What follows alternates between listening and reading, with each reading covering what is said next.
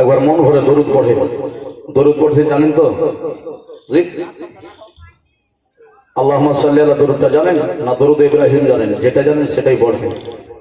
এটা নয় যে সাইয়্যিদিনাই পড়তে হবে, এগুলা নিয়ে বিভ্রান্ত ছড়িয়ে লাভ নাই। যেটা দরুদ জানেন সেটাই দরুদ পড়েন। আর এই দরুদটা আমরা বেশি বেশি এই জন্যই পড়ি যে বাচ্চা বাচ্চা পর্যন্ত সুরে সুরে জানে এই দরুদটা পড়তে। দরুদের কোনো তফাৎ নাই। বলতে গেলে অনেক কথা, অতিথিকে বসিয়ে কথা বলা আমার ঠিক নয়। কেন বললাম? উনি বাইরের অতিথি, ওনার সম্মান করা, ওনার সম্মানার্থে আমাদের নিজের কর্মের দিকে তাকে কাজ দিয়ে খুশি করা। হাদিস কোরআনের মধ্যে যদি দেখতে চান তো এটা হচ্ছে রাসূলুল্লাহর সুন্নাহ। জোরে বলো। কেন যে অনেক হাদিস শুনেছেন আমার নবীর দরবারে, আমার নবীর বাড়িতে মেহমান এসেছিলেন, কিন্তু এমন একটা মেহমান যে নবী মুস্তাফার বাড়ির বিছানায় মইল মূত্র করে চলে গিয়েছিলেন, ভয়ে রাত্রেই চলে গিয়েছিলেন যে সকাল হবে মুহাম্মদ আবার কি বলবে না বলবে। এই মইল মূত্রগুলো আমার নবী নিজের হাতে পরিষ্কার করেছেন। জোরে বলে। আমরা তো অতিথির সম্মান করতে জানি না বাবা।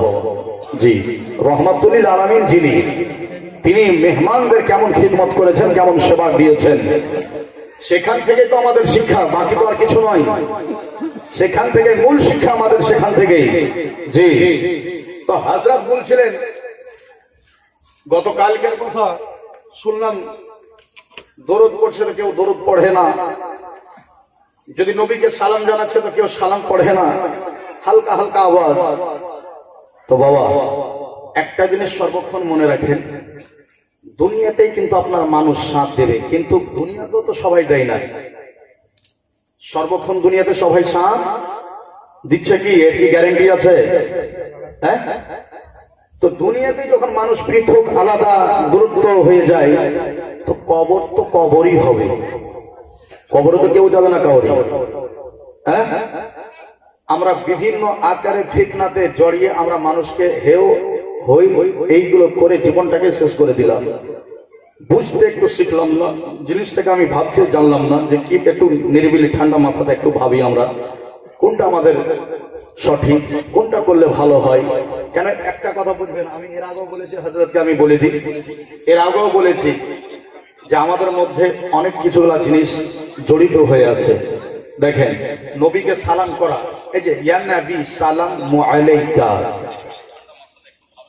আপনার বয়োজ্যেষ্ঠ, আপনার আমাদের অত্র এলাকার কবরস্থান, আপনার পূর্বপুরুষ মিটে গেছে, কবরে নিশানি নাই, আছে? একটু হ্যাঁ কিনা বলেন না।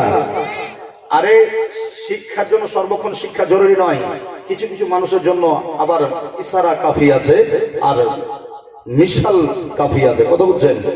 আমাদের পূর্বপুরুষেরা যিনারা এখন যদি তাদের কবর ঢুঁড়তে যান তো কবর পাবেন? কবর পাবেন না। তো কবর পাবো না ঠিক, কিন্তু ওটা দিয়ে গিয়ে কবরবাসীকে সালাম করলে সালামের উত্তর তো দেয়। এটা হ্যাঁ কিনা? আর একটু কথা বলেন তো। যার কবর মিশে গেছে, মাটির কোনো আকৃতি নাই, কবরের কোনো পরিচয় নাই, চিনহারি নাই, তবুও যদি সেই কবরস্থানে গিয়ে যদি সালাম করে কেউ, আর ওই কবরস্থান থেকে মাইয়াতেরা জবাব দেয়, তাহলে একটু কাঠের মাথা থাকে ঘুরান যে আমরা দুপাইয়া মুসলমান, কথা বুঝেন?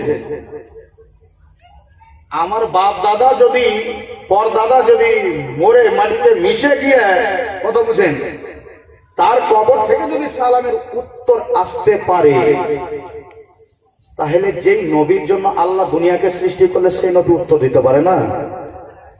আরে পারে কি পারে না?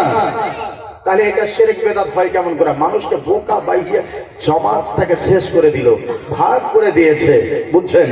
এই জন্য বলছি সালাম করবেন নবীকে। নবীর যা জিনিস আছে, নবীর যা পাওয়ার আছে, কোনো মানুষকে আল্লাহ দেয় নাই, দিয়েছে? একটু হ্যাঁ কিনা বলেন। হ্যাঁ, আমার নবীকে যে পাওয়ারটা দিয়েছে কোন সাহাবাকে দিয়েছে?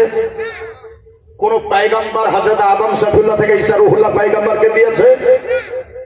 মাত্রাতে দিয়েছে, মাত্রাতে, কিন্তু আমার নবীকে তো পা থেকে মাথা অব্দি রহমতুল্লিল আলামিন। জোরে বলেন, জোরে বলেন সুবহানাল্লাহ।